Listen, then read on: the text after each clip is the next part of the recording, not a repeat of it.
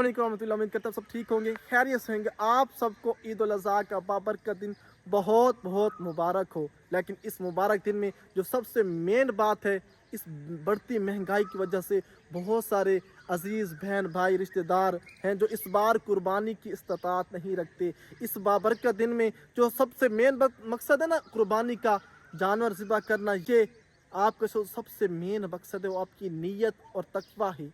अगर इस बाबरकत दिन में हमारे कोई अजीज़ रिश्तेदार हमसाए तक गोश्त नहीं पहुंचता और हम गोश्त खा रहे हैं, तो यकीन जाने इस कुर्बानी का फिर कोई फ़ायदा नहीं। इन सफ़ेद पोश लोगों का बहुत ज़्यादा ख्याल रखना है, जो इस महंगाई बढ़ती की वजह से कुर्बानी नहीं कर रहे और न वो आपसे कुछ मांग रही हैं, बल्कि आपने उनकी इज़्ज़त का, नफ्स का ख्याल रखते हुए उनके घरों तक बेहतरीन गोश्त पहुंचाना है और अपना बहुत सारा ख्याल रखना है।